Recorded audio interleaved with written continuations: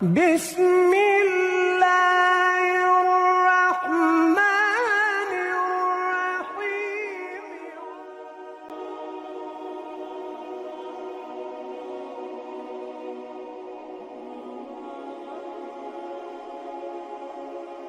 السلام علیکم ورحمۃ اللہ وبرکاتہ. ناظرین کرام، امید ہے آپ سب ایمان و صحت کے ساتھ خیر و عافیت میں ہوں گے. ناظرین کرام، انسان کی اصل عظمت اس وقت ظاہر ہوتی ہے جب وہ طاقت کے باوجود صلح کو ترجیح دیتا ہے. جنگ جیتنا بہادری ہے، مگر جنگ ٹال دینا دانائی ہے. اسی دانائی کو آج ہم تاریخ کے ایک نازک موڑ پر دیکھنے جا رہے ہیں. اے اللہ، ہمیں علم عطا فرما، فہم دین عطا فرما، اور ہمیں ان لوگوں میں شامل کر جو امت کے لیے خیر و سلامتی چاہتے ہیں. آمین ثم آمین. ناظرین محترم، پچھلی ویڈیو میں ہم نے بات کی تھی جنگ صفین کی تیاری اور دونوں لشکروں کی روانگی پر. آج ہم اس لمحے میں داخل ہوتے ہیں جب دونوں لشکر صفین کے میدان میں آمنے سامنے پہنچ چکے ہیں، مگر ابھی تلواریں نیام میں ہیں اور زبانیں صلح کی تلاش میں. صفین کا میدان دریائے فرات کے کنارے تاریخ کی سب سے اہم مذاکرات کا گواہ بننے جا رہا تھا. ایک طرف حضرت علی رضی اللہ عنہ کی لشکر، دوسری جانب حضرت معاویہ رضی اللہ عنہ کی فوج تھی. درمیان میں خاموشی مگر دلوں میں طوفان. ہوا میں ایک عجیب سا بوجھ تھا، جیسے وقت خود رک گیا ہو. حضرت علی رضی اللہ عنہ کی نگاہوں میں امت کا درد جھلک رہا تھا. انہوں نے فرمایا، میں نہیں چاہتا کہ مسلمانوں کا خون بہے جب تک آخری دروازہ بھی بات چیت کا کھلا ہے. چنانچہ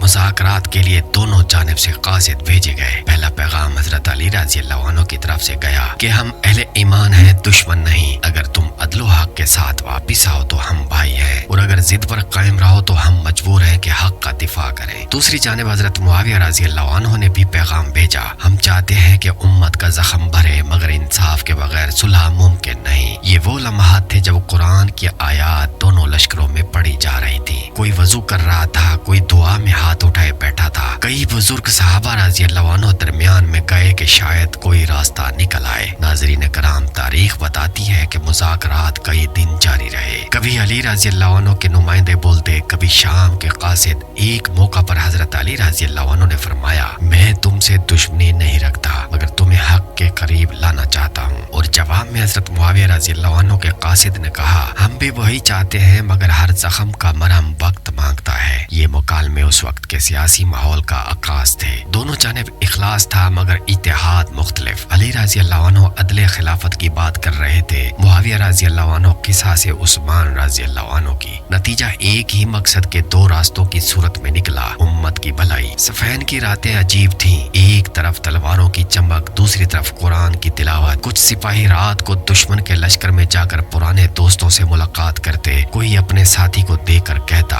کاش ہم ایک ہی صف میں نماز پڑھ رہے ہوتے، ایک دوسرے کے خلاف نہ کھڑے ہوتے. حضرت علی رضی اللہ عنہ بارہا لشکر کو نصیحت فرماتے، دیکھو جنگ میں پہل مت کرنا جب تک دشمن تم پر وار نہ کرے. یہ الفاظ آج بھی صبر، عدل اور اخلاق کی اعلیٰ نمونے ہیں. ناظرین کرام، یوں صفین کے میدان میں کئی دن تک صلح کی باتیں چلتی رہیں. امید کی شمع کبھی جلتی کبھی بجھ جاتی، مگر پھر قسمت نے ایک نیا موڑ دکھایا، اور وہ موڑ تھا تلواروں کے بے نیام ہونے کا. اب حالات اس مقام پر پہنچ چکے تھے جہاں اختلافات گفتگو سے نکل کر میدان کی طرف بڑھنے لگے. اور یہی وہ لمحہ تھا جب تاریخ نے فیصلہ کیا کہ صفین کی سرزمین اب تاریخ اسلام کے ایک نئے باب کی گواہ بنے گی. ناظرین محترم، آج ہم نے دیکھا کہ جنگ صفین سے پہلے دونوں فریقوں نے امن کی آخری کوشش کی، مگر بعض اوقات وقت اور حالات ایسے ہو جاتے ہیں کہ امن کے دروازے خود بند ہو جاتے ہیں. اب اگلی ویڈیو میں انشاءاللہ ہم بات کریں گے جنگ صفین کا آغاز، میدان صفین میں پہلا معرکہ، جہاں امت مسلمہ کا سب سے بڑا امتحان شروع ہوا. چینل کو سپورٹ کیجئے، ویڈیو کو لائک کیجئے، کمنٹ کیجئے اور دوستوں کے ساتھ ضرور شیئر کیجئے تاکہ علم کی یہ روشنی مزید پھیلے. والسلام علیکم ورحمۃ اللہ وبرکاتہ.